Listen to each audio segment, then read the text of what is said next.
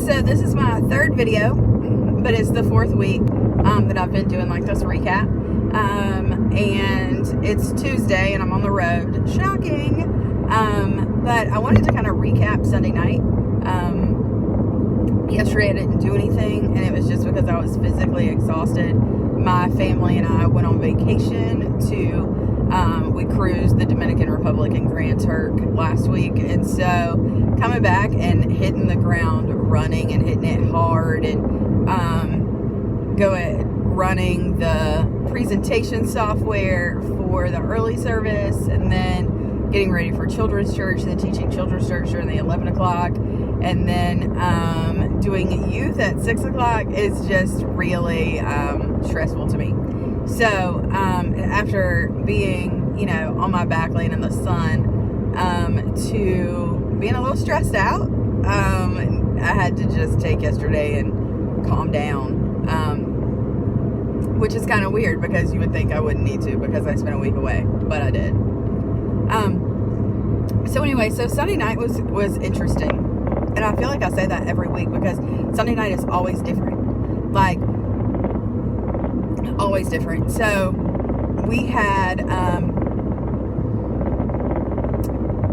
5 visitors, like 1, 2, 3, 4, 5, like 5 visitors, which might not be a big deal for you, but we are in a small rural church, and I normally run like 20, and I only had like 10 regulars there. And so I had 15 kids, 5 of which had never been there before, or this is their second time. And it was a hot mess. I mean, it wasn't really a hot mess. Like, it worked how I thought it was going to work. And everything flowed the way that I thought it was going to flow. But other than, like, my DYM's app didn't want to open and didn't want to pull up so that I could do the pick'em game for the games that we were going to play. But other than that, like, everything ran smooth. I mean, and if it's just one thing that's, like, a little off, who freaking cares? Like, let's just go with it. So, I was going to do DYM pick'em and pick 4 kids, and then do 2 and 2 and do this Christmas tree game where we take green streamers, and one person is the Christmas tree, the other person wraps them and then has to decorate them. Well, instead of doing that, we did high school versus middle school because we didn't have a lot of kids. So the high schoolers versus the middle schoolers, and they wrapped a kid, and obviously the high schoolers won. I mean, they're better at stuff like that. Middle schoolers are still scared to, like, touch one another. So that's what we did. And then we did a DYM game, reindeer trivia, and my kids were like, y'all know we don't know any of this. We're terrible, blah, blah, blah. Whatever. It's fine. It was fun. And, the high schoolers like to prove that they are superior, even though, like, a middle school girl got most of them right. My favorite is when that happens. So anyway, so we did that, and then we started our lesson on the Christmas story.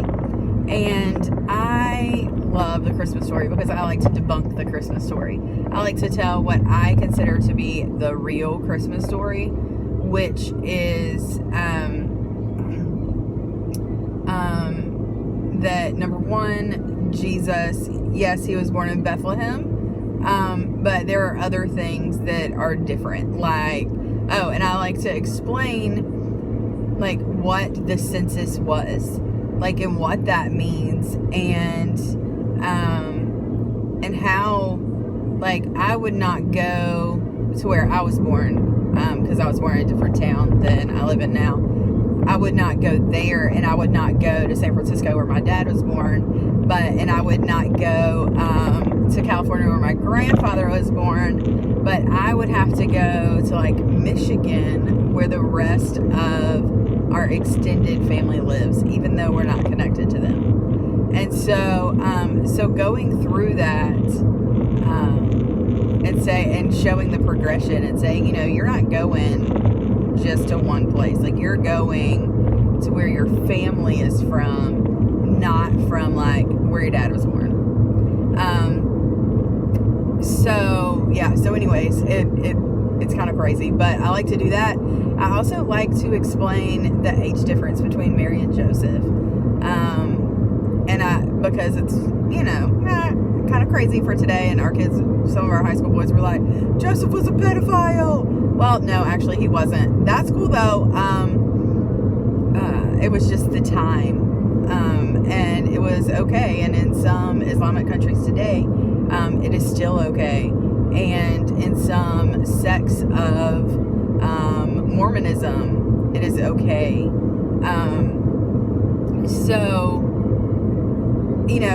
But it's not okay in our culture. And so, yeah, he would technically be a pedophile, but at the same time, he wouldn't, because that's not how the laws are written. That's not who it was. That's not who they were.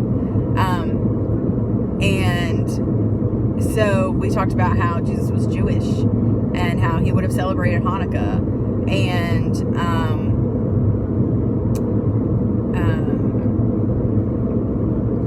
and how they probably would have been in a cave instead of an outbuilding, like a shed, because that was what it was then. It wasn't, and in Bethlehem, because they were in the hill country, they would have been in somewhat of a cave and not of a barn like we think today. And I love doing this with our kids because, and then, I busted out the whole thing, Jesus wasn't white. Hello. I love being able to say that because he wasn't white.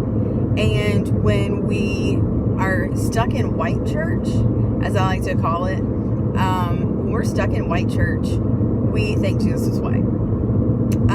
When you go to some African American churches, they have, black Jesus on the wall. Or when you go to a Hispanic church, a lot of times Jesus is Hispanic. So it's understandable that we would make Jesus to better relate to us. But Jesus was not blonde hair, blue eyed, and that is one thing that ticks me off. My last pastor and I had a joke that there was a Jesus picture, like an Aryan Jesus picture, in our church, and he would hang it right outside my office door so that I could see it, and I would move it, because I'm like, this is not who Jesus is, and this does not need to be outside my door because I'm teaching my kids something different. But when we had different races of kids there, and so when I said that, someone were like, oh yeah, exactly. Someone were like, oh yeah, he looked like me, and some of them were like, what? I thought he was white. And so, debunking Christmas is huge for me because I want our kids to know the real story of Christmas, that it didn't happen in like a barn out back.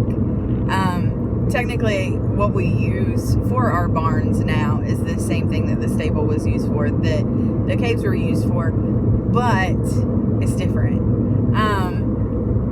And so even though everything worked the way that I wanted it to, and it went the way that I wanted it to, the weird part of it was that my regular kids weren't there. So 10 out of a regular 20, but when you have 15 kids and 5 of them are visitors, it's a little interesting. It's a little strange, but it's a lot of fun, and I cannot wait to see what God's going to do in and through our community and our community of believers, because God's doing something awesome within our church to where your race doesn't matter. What matters is your heart for God. And so as I continue to do this, I hope that one day I can say, oh, we had 25, 30, 50 kids. I don't know if that'll ever happen. We're praying for volunteers in our ministries right now, just because we need it bad. And some of the people that I would love to be volunteers are like, oh, we've done our time. Well, that's cool, but there's not actually a time limit. You know that, right? So I'm excited about what's going to happen, about what God's going to do in the life of our church, because better things are happening every week, because the best is yet to come, and not in a cheesy church way, but we're watching our culture change, and that shows me that the best really is yet to come. See ya.